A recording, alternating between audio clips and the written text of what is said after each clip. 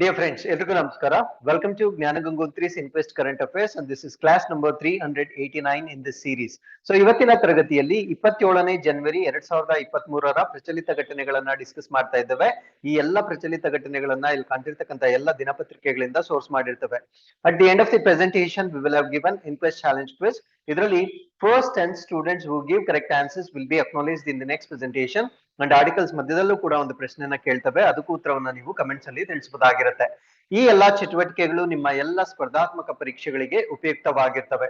So before getting into today's articles, these are the key answers of Inquest challenge number 353 and we appreciate Sharanu, Divakar, Shashi, Manoj, Deepit, Harish, James, HKJ, Arun, Viresh and many others also have given correct answers. Thank you very much for your participation. With this, let's get into the first article. So ಇವತ್ತಿನ ಮೊದಲನೇ article ಅಲ್ಲಿ world economic forum ಅಥವಾ ವಿಶ್ವ ಆರ್ಥಿಕ ವೇದಿಕೆ ಅಂತ ನಾವೇನ್ ಕರಿತೇವೆ. ಸೊ ಇವರು ಪ್ರತಿ ವರ್ಷ ರಿಲೀಸ್ ಮಾಡ್ತಕ್ಕಂತ ಒಂದು ರಿಪೋರ್ಟ್ ಅನ್ನ ನಾವೇನಂತ ಕರಿತೀವಿ ಅಂದ್ರೆ ಗ್ಲೋಬಲ್ ಜೆಂಡರ್ ಗ್ಯಾಪ್ ರಿಪೋರ್ಟ್ ಅಂತ ಕರಿತೇವೆ ಅಥವಾ ಜಾಗತಿಕ ಲಿಂಗ ಅಂತರ ವರದಿ ಅಂತ ನಾವೇನ್ ಕರಿತೇವೆ. ಸೊ ಈ ಒಂದು ಜಾಗತಿಕ ಲಿಂಗ ಅಂತರ ವರದಿಯನ್ನ ಪ್ರೊಡ್ಯೂಸ್ ಮಾಡ್ಲಿಕ್ಕೆ ಅವರು ಕೆಲವೊಂದು ಪ್ಯಾರಾಮೀಟರ್ಸ್ ನ ಯೂಸ್ ಮಾಡ್ತಾ ಇದ್ರು. ಅಂದ್ರೆ ಕೆಲವೊಂದು ಪ್ಯಾರಾಮೀಟರ್ಸ್ ನ ಆಧಾರದ ಮೇಲೆ ಈ ಒಂದು ರ್ಯಾಂಕಿಂಗ್ ಅನ್ನ ಕನ್ಸಿಡರ್ ಮಾಡ್ತಾ ಇದ್ರು. ಸೊ ಇನ್ಮೇಲೆ ಅಂದ್ರೆ 2023ರಿಂದ ಆ ಪ್ಯಾರಾಮೀಟರ್ಸ್ ನ ಅವ್ರು ಏನು ಕನ್ಸಿಡರ್ ಮಾಡ್ತಾ ಇದ್ರು ಅದರಲ್ಲಿ ಕೆಲವೊಂದು ಬದಲಾವಣೆಗಳನ್ನ ಮಾಡ್ಕೊಂಡಿರ್ತಾರೆ. ಸೊ ಈ ಒಂದು ಆರ್ಟಿಕಲ್ ಅಲ್ಲಿ ಸೊ ಇನ್ನು ಮುಂದೆ ಯಾವ ಬದಲಾವಣೆಯನ್ನ ಮಾಡ್ಕೊಂಡಿದ್ದಾರೆ ಅಂತ ನಿಮ್ಗೆ ಪ್ರಶ್ನೆ ಕೇಳ್ತಾರೆ. ಅಂದ್ರೆ ಈ ಒಂದು ಜೆಂಡರ್ ಗ್ಯಾಪ್ ಇಂಡೆಕ್ಸ್ ಏನ್ ಬರುತ್ತೆ ಸೊ ಅದರಲ್ಲಿ ಯಾವ ಹೊಸ ಪ್ಯಾರಾಮೀಟರ್ ಅನ್ನ ವರ್ಲ್ಡ್ ಎಕನಾಮಿಕ್ ಫೋರಂ ನವರು ಆಡ್ ಮಾಡ್ಕೊಂಡಿದ್ದಾರೆ ಅಂತ ಪ್ರಶ್ನೆ ಕೇಳಿದ್ರೆ ಸೊ ಹೊಸ ಪ್ಯಾರಾಮೀಟರ್ ಏನು ಅಂದ್ರೆ participation of women at the panchayat level. ಅಂದ್ರೆ ಈ ಒಂದು ಪಂಚಾಯತ್ ಮಟ್ಟ ಅಂತ ನಾವೇನ್ ಕರಿತೇವೆ.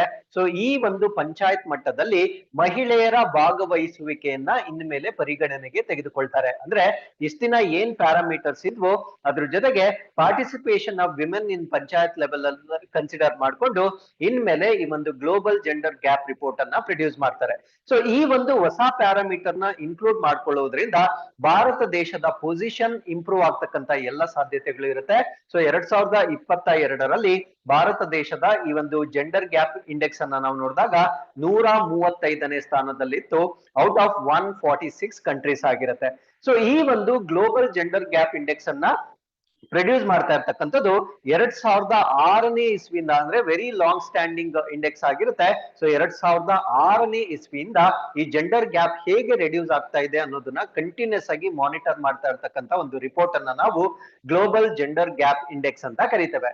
ಸೊ ಹಾಗಿದ್ರೆ ಈ ರಿಪೋರ್ಟ್ ಅನ್ನ ಪ್ರೊಡ್ಯೂಸ್ ಮಾಡ್ತಕ್ಕಂಥವ್ರು ಯಾರು ಅಂದ್ರೆ ವರ್ಲ್ಡ್ ಎಕನಾಮಿಕ್ ಫೋರಂ ಅಥವಾ ವಿಶ್ವ ಆರ್ಥಿಕ ವೇದಿಕೆ ವತಿಯಿಂದ ಇದನ್ನ ಪ್ರೊಡ್ಯೂಸ್ ಮಾಡ್ತಾರೆ. ಸೊ ವರ್ಲ್ಡ್ ಎಕನಾಮಿಕ್ ಫೋರಂ ಬಗ್ಗೆ ಸ್ವಲ್ಪ ಮಾಹಿತಿಯನ್ನ ತಿಳ್ಕೊಳ್ಳೋದಾದ್ರೆ it is an international non governmental organisation ಆಗಿರುತ್ತೆ. ಅಂದ್ರೆ ಇದೊಂದು ಅಂತಾರಾಷ್ಟ್ರೀಯ ಸರ್ಕಾರೇತರ ಸಂಸ್ಥೆ ಆಗಿರುತ್ತೆ. ಸೊ ಇದರ ಕೇಂದ್ರ ಕಚೇರಿಯನ್ನ ನಾವು ಸ್ವಿಟ್ಜರ್ಲ್ಯಾಂಡ್ ಅಲ್ಲಿ ನೋಡ್ಬೋದಾಗಿರುತ್ತೆ. ಸೊ ಇದು ಸ್ಥಾಪನೆ ಆಗಿರ್ತಕ್ಕಂಥ ವರ್ಷ 1971 ನಲ್ಲಿ ಇದನ್ನ ಸ್ಥಾಪನೆ ಮಾಡಿರ್ತಾರೆ. ಸೊ ಇದನ್ನ ಸ್ಥಾಪನೆ ಮಾಡಿರ್ತಕ್ಕಂಥವ್ರು ಒಬ್ಬ ಎಕನಾಮಿಸ್ಟ್ ಅಥವಾ ಅರ್ಥಶಾಸ್ತ್ರಜ್ಞರಾಗಿರ್ತಾರೆ. ಸೊ ಅವರ ಹೆಸರು ಕ್ಲಾಸ್ ಸ್ವಾಬ್ ಎಂದು ಕರೀತಕ್ಕಂತ ಒಂದು ಜರ್ಮನ್ ಇಂಜಿನಿಯರ್ ಮತ್ತೆ ಎಕನಾಮಿಸ್ಟ್ ಈ ಒಂದು ಸಂಸ್ಥೆಯನ್ನ ಹುಟ್ಟು ಹಾಕಿರ್ತಾರೆ.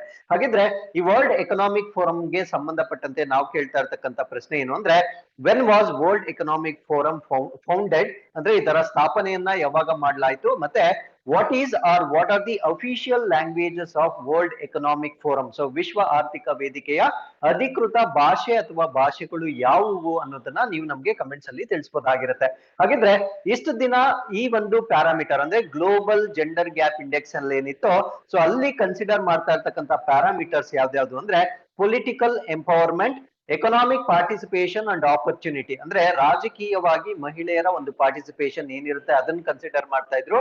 ಎಕನಾಮಿಕ್ ಪಾರ್ಟಿಸಿಪೇಷನ್ ಅಂಡ್ ಆಪರ್ಚುನಿಟಿ ಅಂದ್ರೆ ಆರ್ಥಿಕವಾಗಿ ಮಹಿಳೆಯರ ಒಂದು ಪಾರ್ಟಿಸಿಪೇಷನ್ ಹೇಗಿತ್ತು, ಎಜುಕೇಶನ್ ಅಟೈನ್ಮೆಂಟ್ ಅಂದ್ರೆ ಎಷ್ಟರ ಮಟ್ಟಿಗೆ ಶಿಕ್ಷಣವನ್ನ ಪಡೆದುಕೊಳ್ತಾ ಇದ್ದಾರೆ, ಹೆಲ್ತ್ ಅಂಡ್ ಸರ್ವೈವಲ್ ಈ ಒಂದು ಪ್ಯಾರಾಮೀಟರ್ಸ್ ಗಳನ್ನ ಉಪಯೋಗಿಸಿಕೊಂಡು ಗ್ಲೋಬಲ್ ಜೆಂಡರ್ ಗ್ಯಾಪ್ ಇಂಡೆಕ್ಸ್ ಅನ್ನ ಕೊಡ್ತಾ ಇದ್ರು. ಇನ್ನು ಮುಂದೆ ಇದರ ಜೊತೆಗೆ participation of women in panchayat ಕೂಡ ಆಡ್ ಆಗಿರುತ್ತೆ. ಸೊ ಇಷ್ಟು ಮಾಹಿತಿ ನಮ್ಗೆ ಗ್ಲೋಬಲ್ ಜೆಂಡರ್ ಗ್ಯಾಪ್ ಇಂಡೆಕ್ಸ್ ಬಗ್ಗೆ ಗೊತ್ತಿರಬೇಕಾಗಿರುತ್ತೆ. ಅದ್ರ ಜೊತೆಗೆ ವರ್ಲ್ಡ್ ಎಕನಾಮಿಕ್ ಫೋರಂ ರವರು ರಿಲೀಸ್ ಮಾಡ್ತಕ್ಕಂತ ರಿಪೋರ್ಟ್ಸ್ ಯಾವ್ದ್ಯಾವ್ದು ಅಂತ ಪ್ರಶ್ನೆಗಳನ್ನ ಕೇಳ್ತಾರೆ. ಸೊ ಅವರು ರಿಲೀಸ್ ಮಾಡ್ತಕ್ಕಂತ ರಿಪೋರ್ಟ್ಸ್ ಯಾವ್ದ್ಯಾವ್ದು ಅಂದ್ರೆ ಎನ್ವೈರನ್ಮೆಂಟಲ್ ಪರ್ಫಾರ್ಮೆನ್ಸ್ ಇಂಡೆಕ್ಸ್ ಅಂದ್ರೆ ಪರಿಸರ ಕಾರ್ಯಕ್ಷಮತೆ ಸೂಚ್ಯಾಂಕ, ಎರಡನೇದು ಗ್ಲೋಬಲ್ ಕಾಂಪಿಟೇಟಿವ್ ಇಂಡೆಕ್ಸ್, ಇದನ್ನ ನಾವು ಜಾಗತಿಕ ಸ್ಪರ್ಧಾತ್ಮಕ ಸೂಚ್ಯಾಂಕ ಅಂತ ಕರಿತೇವೆ. ಸೊ ಮೂರನೇದು global gender gap report, so ಇದನ್ನೇ ನಾವು ಇಷ್ಟೊತ್ತು ಡಿಸ್ಕಸ್ ಮಾಡಿದ್ದು. ನಾಲ್ಕನೇದು ಗ್ಲೋಬಲ್ ಇನ್ಫಾರ್ಮೇಶನ್ ಟೆಕ್ನಾಲಜಿ ರಿಪೋರ್ಟ್ ಅಥವಾ ಜಾಗತಿಕ ಮಾಹಿತಿ ತಂತ್ರಜ್ಞಾನ ವರದಿ. ಐದನೇದು ಹ್ಯೂಮನ್ ಕ್ಯಾಪಿಟಲ್ ರಿಪೋರ್ಟ್ ಅಥವಾ ಮಾನವ ಸಂಪನ್ಮೂಲ ವರದಿ. ಆರನೇದು ದಿ ಗ್ಲೋಬಲ್ ರಿಸ್ಕ್ ರಿಪೋರ್ಟ್ ಅಥವಾ ಜಾಗತಿಕ ಅಪಾಯದ ವರದಿ. ಅದಾದ್ಮೇಲೆ ಎನರ್ಜಿ ಟ್ರಾನ್ಸಿಷನ್ ಇಂಡೆಕ್ಸ್ ಅಥವಾ ಶಕ್ತಿ ಪರಿವರ್ತನೆ ಸೂಚ್ಯಾಂಕ. ಈ ಎಲ್ಲ ಸೂಚ್ಯಾಂಕಗಳನ್ನ ವರ್ಲ್ಡ್ ಎಕನಾಮಿಕ್ ಫೋರಂ ನ ವತಿಯಿಂದ ಪ್ರತಿ ವರ್ಷ ಬಿಡುಗಡೆ ಮಾಡಲಾಗುತ್ತೆ. So with this we have come to the second article. This is about ISRO's Aditya L1. This is India's first solar mission. So Bharat ದೇಶದವರು ಮಂಗಳ ಗ್ರಹಕ್ಕಾಗಿರ್ಬೋದು ಅಥವಾ ಬೇರೆ ಮೂನ್ಗಾಗಿರ್ಬೋದು ಅನೇಕ ಒಂದು ಕಾರ್ಯಾಚರಣೆಗಳನ್ನ ಮಾಡಿರ್ತಾರೆ. ಆದರೆ ಮೊಟ್ಟ ಮೊದಲ ಬಾರಿಗೆ ಇಸ್ರೋದ ವತಿಯಿಂದ ಸೂರ್ಯನಿಗೆ ಒಂದು ಸ್ಪೇಸ್ ಕ್ರಾಫ್ಟ್ ಅನ್ನ ಕಳಿಸ್ತಾ ಇರ್ತಕ್ಕಂಥದ್ದು ಇದೇ ಮೊಟ್ಟ ಮೊದಲನೇ ಬಾರಿಯಾಗಿರುತ್ತೆ. ಸೊ ಈ ಒಂದು ಮಿಷನ್ ಅನ್ನ ನಾವೇನಂತ ಕರಿತೀವಿ ಅಂದ್ರೆ ಆದಿತ್ಯ L1 ಅಂತ ಕರಿತೇವೆ. ಸೊ ಹಾಗಿದ್ರೆ ಇಲ್ಲಿ L1 ಅನ್ನೋ ಒಂದು ಪದವನ್ನ ಏನಕ್ಕೆ ಉಪಯೋಗಿಸಿದ್ದಾರೆ ಅನ್ನೋದನ್ನ ನಾನು ಡಿಸ್ಕಸ್ ಮಾಡ್ತಾ ಬರ್ತೇನೆ. ಸೊ ಈ ಒಂದು ಚಿತ್ರದ ಮುಖಾಂತರ ನೀವು ಇಲ್ಲಿ ಗಮನಿಸಬಹುದಾಗಿರುತ್ತೆ. ಸೊ ಇಲ್ಲಿ ಭೂಮಿಯನ್ನ ನೋಡ್ಬೋದಾಗಿರುತ್ತೆ, ಇಲ್ಲಿ ಸೂರ್ಯನನ್ನ ನೋಡ್ಬೋದಾಗಿರುತ್ತೆ. ಸೊ ಇವಾಗ ಭಾರತದವರು ಲಾಂಚ್ ಮಾಡ್ತಾ ಇರ್ತಕ್ಕಂಥ ಈ ಸೋಲಾರ್ ಮಿಷನ್ ಏನಿರುತ್ತೆ ಇಲ್ಲಿ L1 ಎಂದು ಕರೀತಕ್ಕಂಥ ಒಂದು ಪಾಯಿಂಟ್, ಇದನ್ನ ಲಗ್ರಾಂಚಿಯನ್ ಪಾಯಿಂಟ್ ಅಂತ ಕರೀತೇವೆ. ಸೊ ಈ ಒಂದು ಪಾಯಿಂಟ್ ಗೆ ಲಾಂಚ್ ಮಾಡ್ತಾ ಇದ್ದಾರೆ. ಸೊ ಈ ಪಾಯಿಂಟ್ ನ ಸಿಗ್ನಿಫಿಕೆನ್ಸ್ ಏನು ಅಂದ್ರೆ ಇದು ಭೂಮಿ ಮತ್ತು ಸೂರ್ಯನ ನಡುವೆ ಬರ್ತಕ್ಕಂಥ ಒಂದು ಪಾಯಿಂಟ್ ಆಗಿರುತ್ತೆ. ಸೊ ಈ ಒಂದು ಪಾಯಿಂಟ್ ನಲ್ಲಿ ಗ್ರಾವಿಟೇಷನಲ್ ಫೋರ್ಸ್ ಅಂತ ನಾವೇನ್ ಕರಿತೇವೆ ಅಂದ್ರೆ ಗುರುತ್ವಾಕರ್ಷಣ ಶಕ್ತಿ ಅಂತ ನಾವೇನ್ ಕರಿತೇವೆ. ಸೊ ಇದು ಆಲ್ಮೋಸ್ಟ್ ರಫ್ಲಿ ಈಕ್ವಲ್ ಆಗುತ್ತೆ, ಅಂದ್ರೆ ಭೂಮಿಯ ಗುರುತ್ವಾಕರ್ಷಣ ಶಕ್ತಿ ಮತ್ತು ಸೂರ್ಯನ ಗುರುತ್ವಾಕರ್ಷಣ ಶಕ್ತಿ ಆಲ್ಮೋಸ್ಟ್ ಈಕ್ವಲ್ ಆಗುತ್ತೆ. ಸೊ ಈಕ್ವಲ್ ಆಗುವುದರಿಂದ ಇಲ್ಲಿ ಲಾಂಚ್ ಮಾಡ್ತಕ್ಕಂಥ ಸೆಟಲೈಟ್ ಅಥವಾ ಉಪಗ್ರಹ ಏನಿರುತ್ತೆ ಅದು ಸ್ಟೇಬಲ್ ಆಗಿರುತ್ತೆ. ಯಾವಾಗ ಸೆಟಲೈಟ್ ಸ್ಟೇಬಲ್ ಆಗಿರುತ್ತೆ ಅವಾಗ ಸೂರ್ಯನನ್ನ ಅಧ್ಯಯನ ಮಾಡ್ಲಿಕ್ಕೆ ನಮ್ಗೆ ಹೆಚ್ಚು ಮಾಹಿತಿಯನ್ನ ಅದು ಕಳಿಸಿಕೊಡುತ್ತೆ. ಸೊ ಆ ಒಂದು ಕಾರಣದಿಂದ ಆದಿತ್ಯವನ್ನ L1 ಪಾಯಿಂಟ್ ಗೆ ಲಾಂಚ್ ಮಾಡ್ತಕ್ಕಂಥ ಮಿಷನ್ ಅನ್ನ ಮಾಡ್ಲಿಕ್ಕೆ ಇಸ್ರೋದವರು ಈಗ ಸಜ್ಜಾಗಿರ್ತಾರೆ. ಸೊ ಈ ಒಂದು ಮಿಷನ್ ಅನ್ನ ನಾವು ಆದಿತ್ಯ L1 ಅಂತ ಕರೀತೇವೆ. ಸೊ ಇದರ ಪ್ರಮುಖವಾದ ಉದ್ದೇಶ ಏನು ಅಂದ್ರೆ to place the spacecraft in the halo orbit around the first Lagrange point ಅಂತ ಕರೀತೇವೆ. ಅಂದ್ರೆ ಅಲ್ಲಿ ಒಟ್ಟು ಆ ಚಿತ್ರದಲ್ಲಿ ನೀವು ನೋಡ್ಬೋದಾಗಿರುತ್ತೆ ಒಟ್ಟು 5 ಲೆಗ್ರಾಂಜ್ ಪಾಯಿಂಟ್ಸ್ ಇರುತ್ತೆ. ಆ 5 ಲೆಗ್ರಾಂಜ್ ಪಾಯಿಂಟ್ಸ್ ನಲ್ಲಿ L1 ಪಾಯಿಂಟ್ ಗೆ ಲಾಂಚ್ ಮಾಡ್ತಕ್ಕಂಥದ್ದು ಈ ಒಂದು ಮಿಷನ್ ನ ಉದ್ದೇಶವಾಗಿರುತ್ತೆ. ಹಾಗಿದ್ರೆ ವಾಟ್ ಇಸ್ ದಿ ಇಂಪಾರ್ಟೆನ್ಸ್ ಅಥವಾ ಸಿಗ್ನಿಫಿಕೆನ್ಸ್ ಆಫ್ L1 ಅಂತ ನಾವು ನೋಡೋದಾದ್ರೆ ಸೊ ಇದನ್ನ ನಾವು ವಾಂಟೇಜ್ ಪಾಯಿಂಟ್ ಇನ್ ದ ಸ್ಪೇಸ್ ಅಂತ ಕರಿತೇವೆ. ಅಂದ್ರೆ ಈ ಒಂದು ಸ್ಪೇಸ್ ಏನಿರುತ್ತೆ ಅದು ತುಂಬಾ ಅನುಕೂಲಕರವಾಗಿರ್ತಕ್ಕಂಥ ಒಂದು ಸ್ಪೇಸ್ ಆಗಿರುತ್ತೆ. ಕಾರಣ ಏನು ಅಂದ್ರೆ ನಾನು ಮುಂಚೆನೆ ಹೇಳ್ದಾಗೆ ಈ ಒಂದು ಪಾಯಿಂಟ್ ನಲ್ಲಿ ಗ್ರಾವಿಟೇಷನಲ್ ಪವರ್ ಅಥವಾ ಗುರುತ್ವಾಕರ್ಷಣ ಶಕ್ತಿ ಏನಿರುತ್ತೆ ಅದು ಆಲ್ಮೋಸ್ಟ್ ಈಕ್ವಲ್ ಆಗಿರುವುದರಿಂದ ಆ ಒಂದು satellite can be orbit steadily around both earth and sun, ಅಂದ್ರೆ ಭೂಮಿ ಮತ್ತು ಸೂರ್ಯನ ಸುತ್ತ ಆ ಒಂದು ಉಪಗ್ರಹ ಏನಾಗಿರುತ್ತೆ ಅದು ಸ್ಥಿರವಾಗಿ ಪರಿಭ್ರಮಣೆ ಮಾಡ್ತಕ್ಕಂಥ ಒಂದು ಸಾಧ್ಯತೆ ಇರುತ್ತೆ. ಸೊ ಈ ಒಂದು ಕಾರಣದಿಂದ ಅಲ್ಲಿರ್ತಕ್ಕಂಥ ಡೇಟಾವನ್ನ ಕ್ಯಾಪ್ಚರ್ ಮಾಡ್ಲಿಕ್ಕೆ ನಮ್ಗೆ ಸುಲಭವಾಗುತ್ತೆ.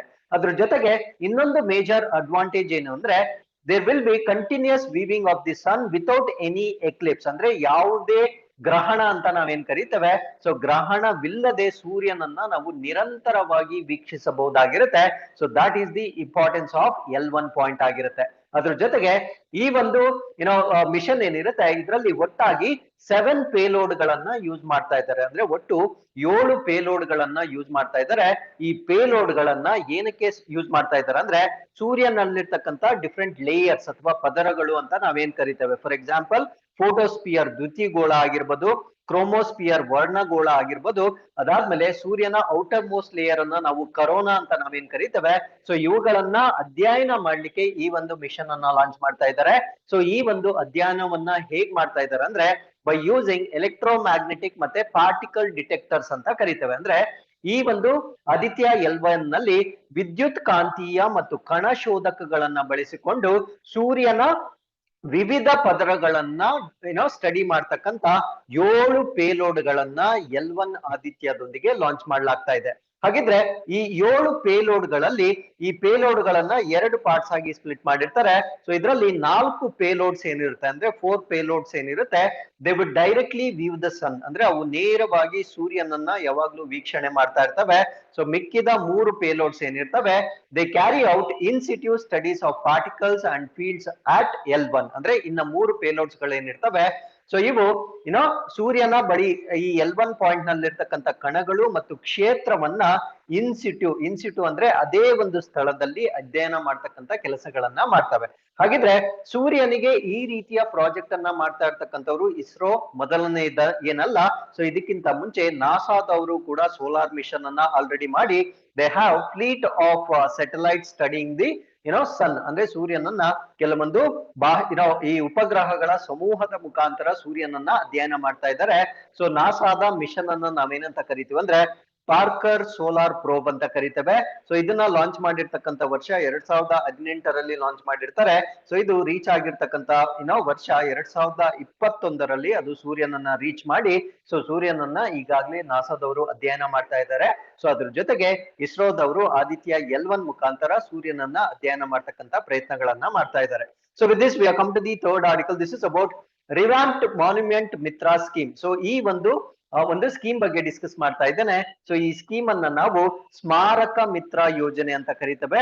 ಸೊ ಇದರಲ್ಲಿ ಈಗ ಪರಿಷ್ಕೃತ ಅಥವಾ ಬದಲಾವಣೆಗಳನ್ನ ಮಾಡ್ಕೊಂಡಿರ್ತಾರೆ. ಸೊ ಈ ಒಂದು ಆರ್ಟಿಕಲ್ ಅಲ್ಲಿ ಆಗಿರ್ತಕ್ಕಂಥ ಬದಲಾವಣೆ ಏನು, ಸ್ಮಾರಕ ಮಿತ್ರ ಯೋಜನೆ ಅಂದ್ರೆ ಏನು ಅಂತ ನಾವು ಡಿಸ್ಕಸ್ ಮಾಡ್ತಾ ಬರೋಣ. ಫಸ್ಟ್ ಆಫ್ ಆಲ್ ಸ್ಮಾರಕ ಮಿತ್ರ ಯೋಜನೆ ಅಥವಾ ಮಾನ್ಯುಮೆಂಟ್ ಮಿತ್ರ ಸ್ಕೀಮ್ ಅಂದ್ರೆ ಏನು ಅಂದ್ರೆ ಈ ಆರ್ಕಿಯೋಲಾಜಿಕಲ್ ಸರ್ವೆ ಆಫ್ ಇಂಡಿಯಾ ಏನ್ ಬರುತ್ತೆ ಅಂದ್ರೆ ಭಾರತ ದೇಶದ ಈ ಪುರಾತತ್ವ ಇಲಾಖೆ ಅಂತ ನಾವೇನ್ ಕರಿತೇವೆ.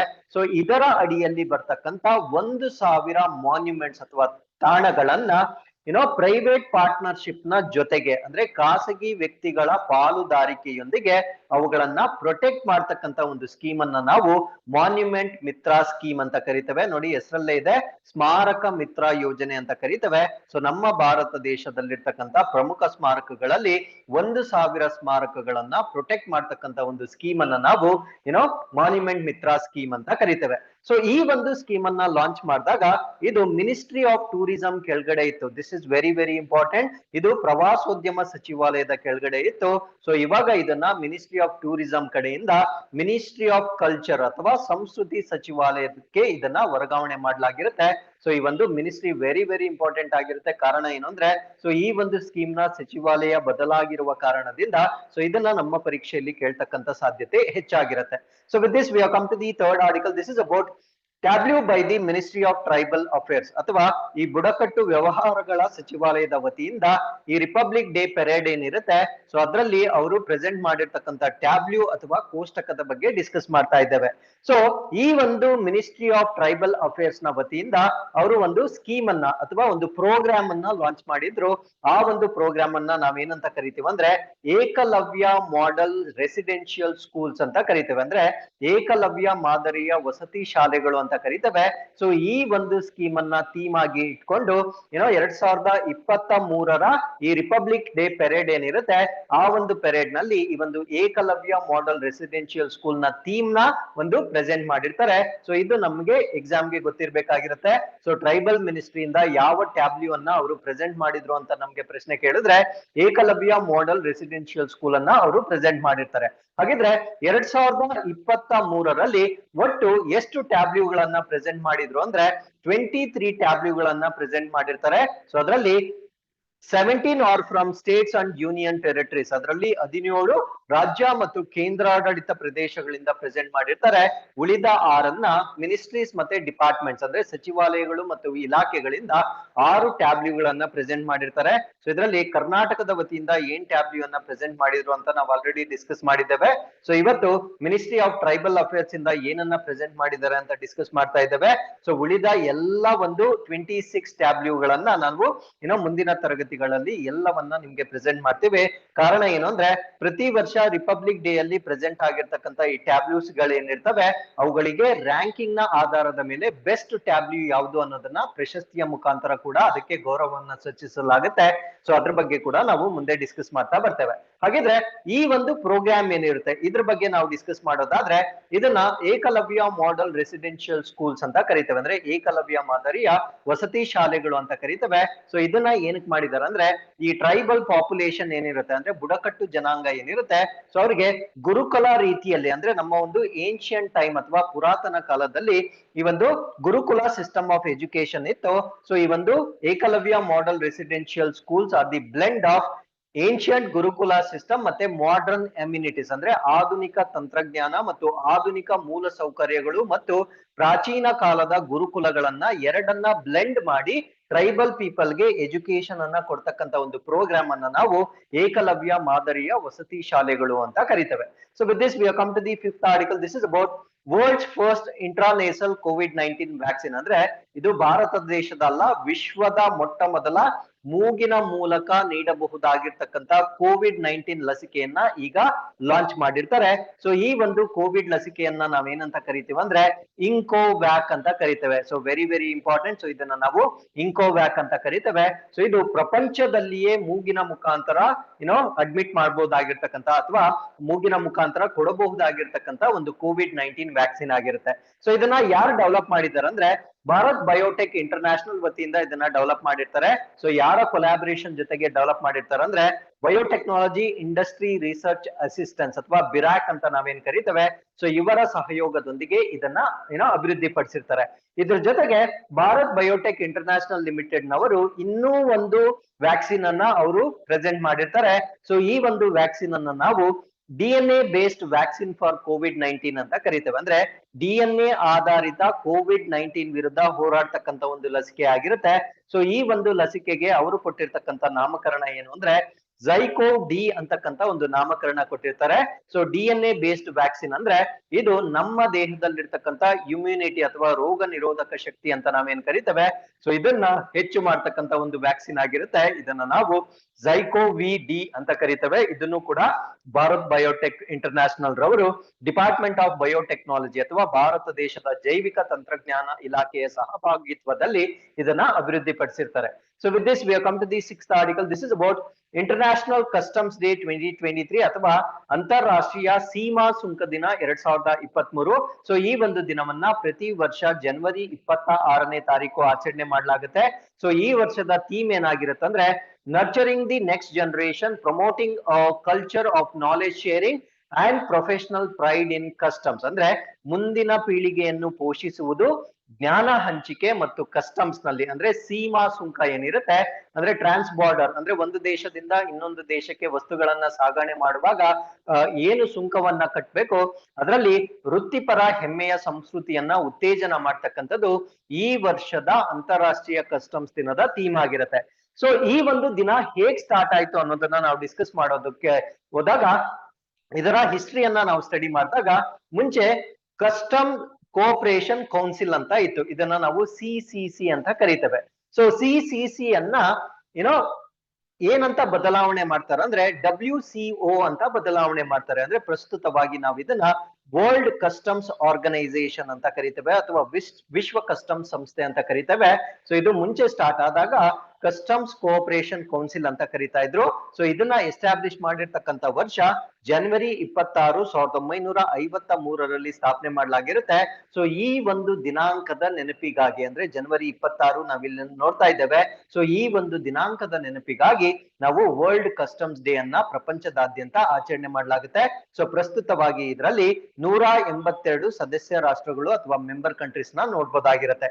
ಸೊ ಇಲ್ಲಿಗೆ ಇವತ್ತಿನ ಎಲ್ಲಾ ಪ್ರಚಲಿತ ಘಟನೆಗಳು ಕಂಪ್ಲೀಟ್ ಆಗಿರುತ್ತೆ.